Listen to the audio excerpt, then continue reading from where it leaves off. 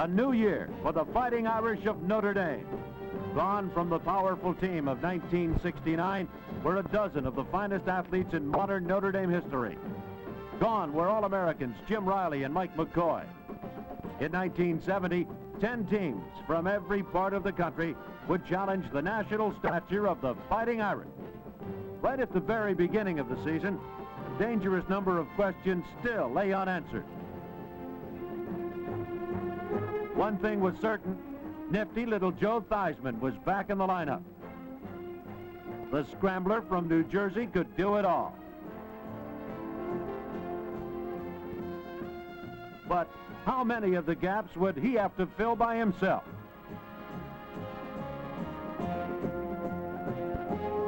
Tom Gatewood was back and well on his way to matching the records of great Notre Dame receivers before him. The passing game was there, but what about the depth of the runner? All-America guard Larry DiNardo, number 56, was also back. But who will fill the rest of the empty offensive line? Oh.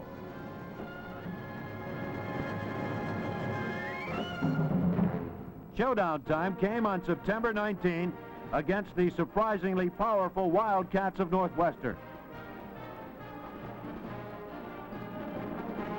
Going to his strength, Theismann completed all but one of his passes to Tom Gatewood. The first time they had the ball, the Irish drove for 75 yards, and senior halfback Denny Allen rushed for the first touchdown of the season. Then, behind more strong blocking, Joe Theismann used the outside ground route for the second Irish touchdown, and Notre Dame rooters were back in the saddle again. But Northwestern scored quickly on an Irish fumble and the running of Barry Pearson. He returned this punt 71 yards and evened up the game.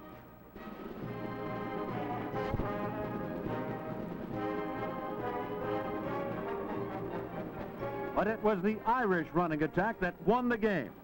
Strong backfield blocking started junior Ed Gulius on his run for a starting position in the blue and gold lineup. In a display of coordinated power, Denny Allen scored 3 times through huge gaps in the line. And Joe Theismann used the same interior blocking to add his share to the grand total of 330 yards on the ground. Northwestern was buried. Theismann completed his only other pass to a back, senior Bill Bars, and victory number 1 came by a convincing 35-14. 1 week later, everyone was nervous again. Purdue had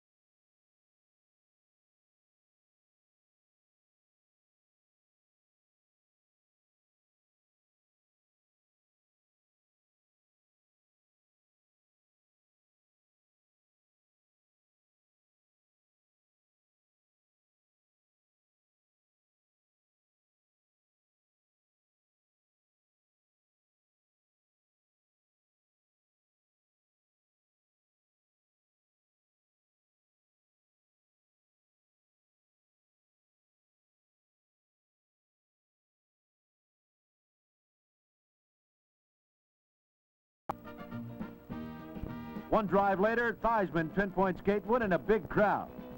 One more move and touchdown, number 3. Before it was over, Gatewood caught 12 passes against the Boilermakers, one less than the record Jim Seymour set in 1966. And Purdue panicked. They used 3 quarterbacks to no avail. The Notre Dame defense forced 6 fumbles and 3 interceptions. Junior Clarence Ellis leaped sky high and stole one pass to set up still another Irish touchdown. Then the Notre Dame reserves took over. Larry Parker waded through great blocks and then burned downfield. That was it. Revenge. The Purdue jinx was beaten, and so was Purdue. 48-0. Victory number 2. The Irish were rolling, and everyone knew it. Victory number 3 broke another jinx, playing Michigan State in Spartan Stadium. The East Lansing mob looked on with amazement as the highly mobilized Irish unleashed their arsenal of runners. Junior Bob Minnick showed them breakaway speed. And senior Bill Barrs showed them power as he hammered into the end zone. There was no way for the Spartans to stop the rush, not when Theismann proved he could burn them with the pass. Preseason worries were fast disappearing. When he wasn't passing to Tom Gatewood, Jersey Joe was faking and keeping the ball to run for impressive yardage himself. Bob Minnick scored the first touchdown of his career against Michigan State. The Irish showed awesome balance. Theismann threw occasionally and successfully, but the Michigan State game was won on the ground. The Irish paraded up and down the artificial turf for a whopping 366 yards. Ed Goulias barreled into pay dirt, and Bob Minnick followed right after him. The Notre Dame defense, with co-captain Kelly in on tackle after tackle, scored its second shutout in as many weeks. The Irish, who hadn't won here in 21 years, broke the Spartan Stadium jinx and erased the memories of the famous 10-10 tie of 1966. They wiped out their third Big Ten team, 29-0. Now the Fighting Irish returned home to their beautiful campus at South Bend to prepare for Army.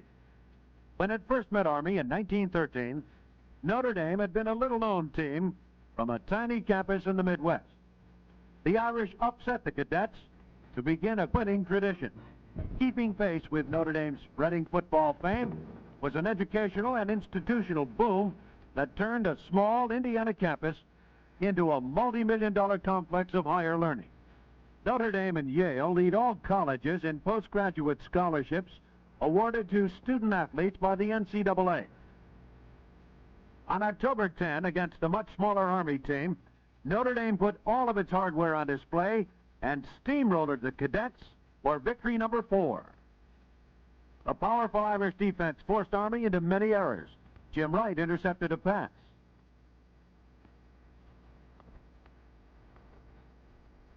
The new offensive line played like it had years of experience, and the Irish deep attack continued to prosper as junior Bob Minnick scored again. But in the romp over Army, only one thing went wrong. All-America Larry DiNardo was injured. But Notre Dame forwards rallied to keep the pressure off Jersey Joe, and the Theismann to Gatewood combo developed into the strongest passing duo in the nation. The balance of the Notre Dame attack was awesome. Strong inside running complemented the passing. After Ed Goulias scored, defensive end Bob Neidert waffled Army's punter for a safety. It typified the aggressive style of the entire Notre Dame defensive unit. The Irish homecoming crowd bore witness to it. Theismann and Gatewood had perfected their act into a science. The Irish were winning big, but the offense wasn't doing it alone.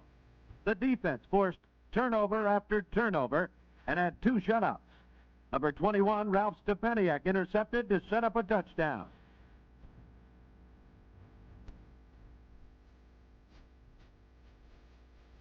Jersey Joe hit sophomore Mike Creaney as Notre Dame continued to showcase all of its exciting talent.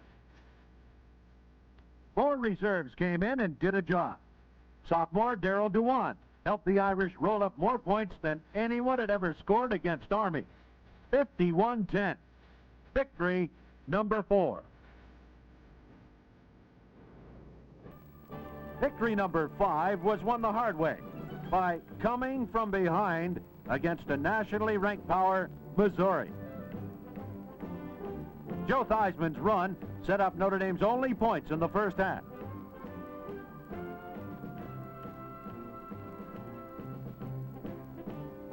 A record crowd and a national television audience saw Scott Hempel kick a perfect field goal.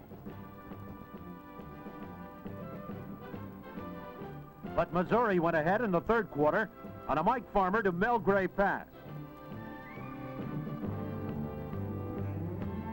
Then Jersey Joe turned the game right around again. The next 3 times the Irish had the ball, they scored. A 71-yard drive. Tom Gatewood, touchdown. Once on the right track, the Irish were unstoppable. Theismann pinpointed Gatewood, who now led the nation in reception. Gatewood always used his sure-handed backs. On a 4th and 4 situation, Ed Goulias ran a quick out, turned on the speed, and the Irish had topped off a 91-yard drive with a touchdown. Missouri fans were stunned as the Irish relentlessly drove downfield again. Jersey Joe to the swinging gate. The effectiveness of this great passing duel was polished by extra hours of practice. Timing is the thing. Gatewood turns, and the ball is there, right on the numbers.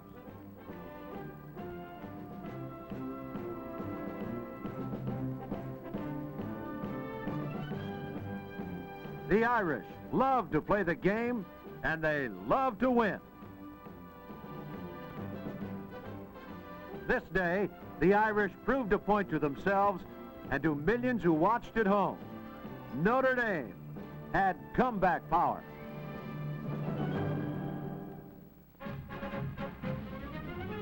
Victory number 6 saw a spunky Navy team surprise Notre Dame before drowning in a sea of points.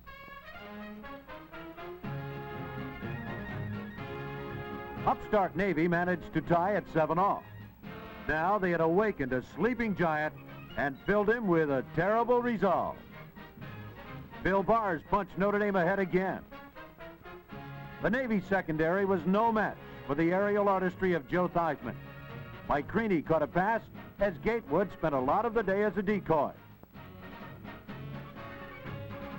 Bill Bars added more muscle, and the Irish had another touchdown.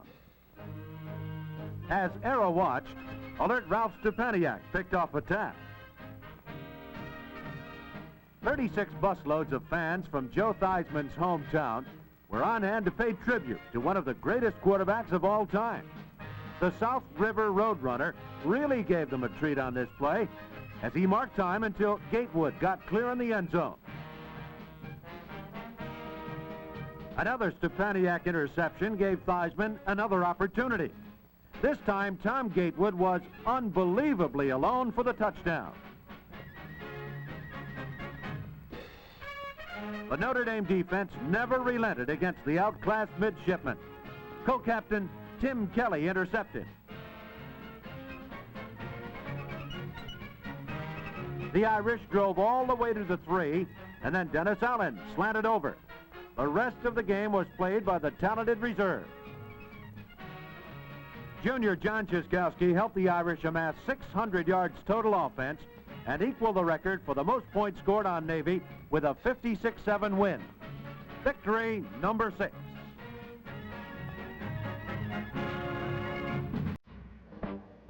Victory number 7 came by a wide margin over the Pitt Panthers, but the Irish needed an explosive finish to pull it off.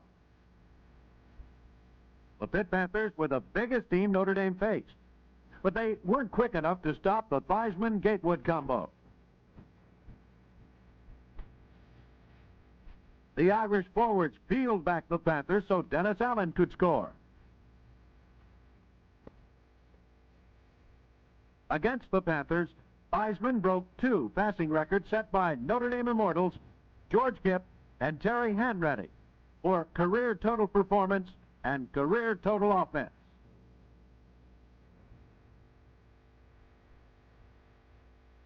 Bill Barrs shot into the end zone, and to some it appeared that the Irish had a lock on the game.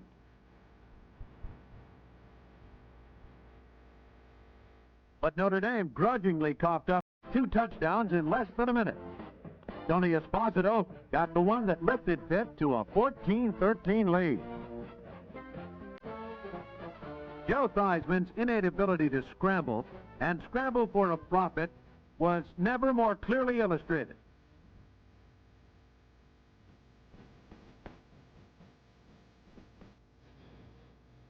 But the Irish still needed a break. At his own 46, Theismann sent Denny Allen deep over the middle and then lofted a dangerously high pass. The Pitt defenders had plenty of time to get there, but Allen got it. Pitt never recovered from the shot.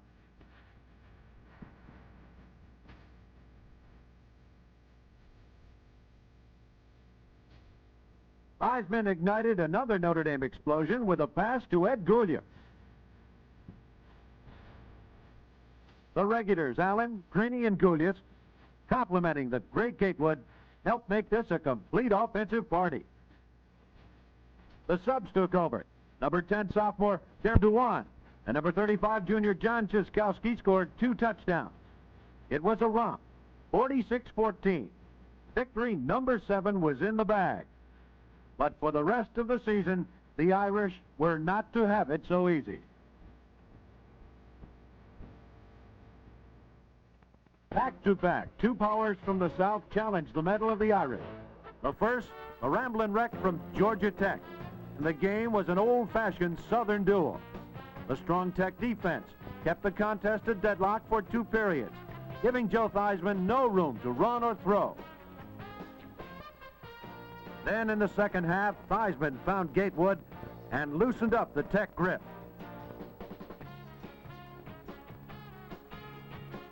Striking quickly again, he hit Gatewood for another long gainer, and it looked as though a touchdown was next. But the Tech defense tightened, and Notre Dame had to call in soccer-style kicker Scott Smith. 3 points finally broke the deadlock. Right away, Tech quarterback Ed McShane got it all back with a long bomb over the head of Clarence Ellis and into the arms of Larry Studdard. 7-3, Georgia Tech. The perfect record was on the line, and time was running out. Late in the fourth quarter, keeping cool, Theismann hit Ed Goulias 46 yards away. Finally, the Irish opened the way, and Denny Allen scored. From that point on, the Notre Dame defense was tough. When McShane tried to go to Larry Studdard again, Clarence Ellis intercepted. That was it. The defense had preserved the Notre Dame record with victory number 8 over Georgia Tech, 10-7.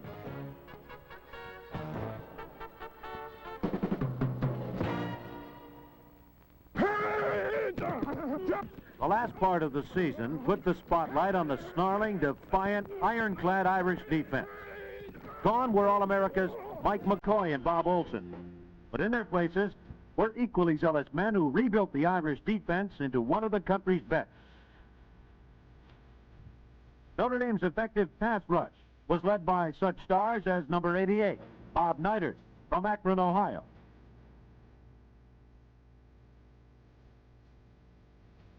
Sophomore Greg Marks, number 75 in blue, replaced Mike McCoy at tackle and proved sensational.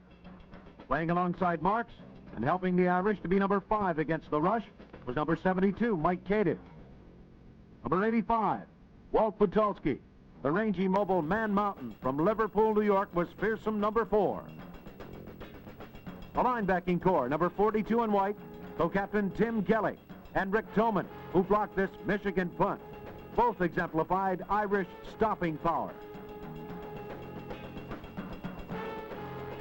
Eric Patton personified the Irish blitz. Few teams survived it. Number 40, Jim Wright, a senior from Sparta, New Jersey, was the 4th linebacking regular, and like the rest, he never let up. The Irish defense took pride in doing everything well. Number 21, Ralph Stepaniak, was brilliant in the secondary, where one mistake could mean points for the enemy. Mike Crotty, number 17 in white, a convert from the offense, developed rapidly into a splendid safety. Clarence Ellis, quickest of all the Irish, always covered the opponent's fastest receiver and made 7 interceptions. The tremendous Irish defense scored 3 shutouts in 1970. It was the Irish defense who got victory number 9 over LSU. The Tigers themselves had the best defense in the nation against the run. In fact, the longest run of the year against them was this one by scrambling Joe Theismann, 26 yards.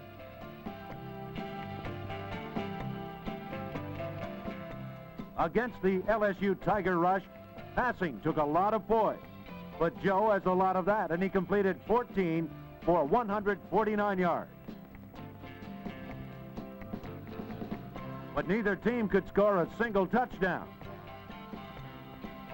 Notre Dame got closer, 7 yards out, but LSU knocked the ball loose and buried it for themselves. Still 0-0. The game turned out to be one of the toughest defensive battles of the year. All the fireworks occurred between the 20-yard lines. Time and again, the two teams traded the ball, and the game made stars out of the defenders. Number 85, Walt Butowski, was in the LSU backfield so much, it looked as though he had called the play. He made 5 unassisted tackles.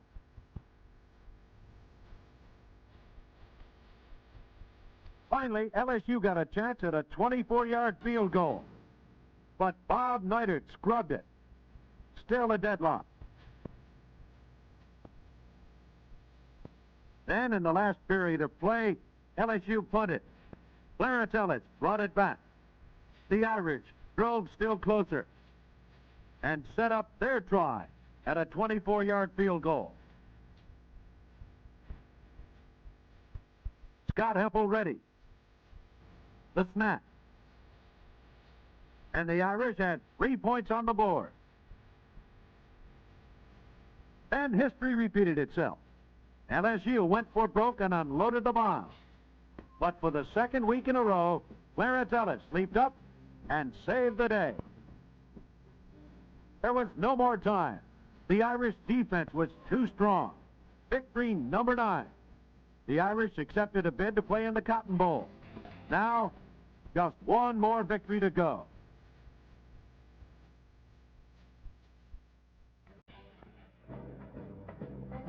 But behind the towering gates of the Coliseum lay the most difficult obstacles the Irish met all year. One of them was the Trojan team from USC. This was a special rivalry, and all the record books were thrown away. Straight away, the Irish offense rolled downfield and scored first on a Joe Theismann run. But then Southern Cal put on a magic show.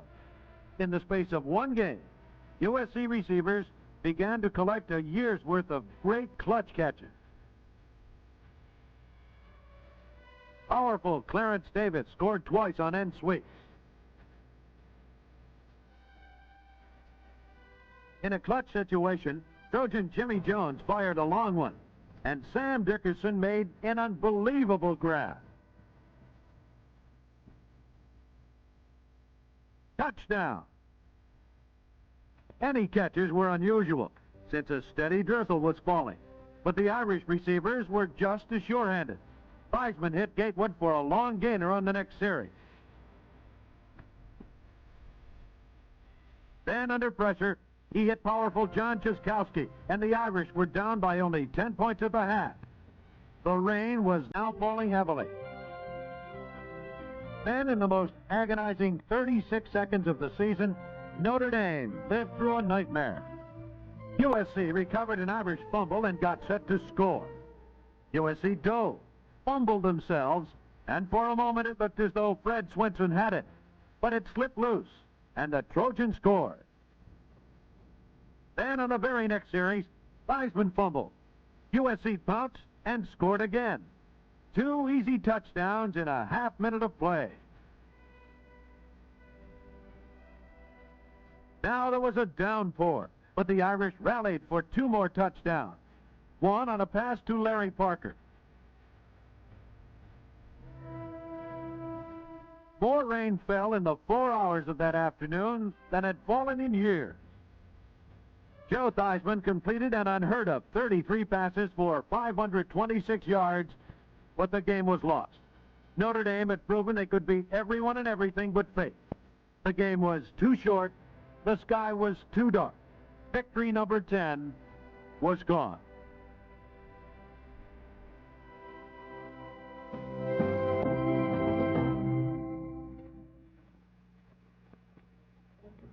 Can Notre Dame be a national power again in 1971? Joe Theismann and Larry DiNardo will be gone, but Ed Goulias and number 44 All-America Tom Gatewood will return. 6 starters form a solid nucleus on offense. On defense, Notre Dame will have 8 starters back, including number 85 Walt Butowski and number 23 All-America Clarence Ellis. The Irish will have the talent for another big year at South Bend.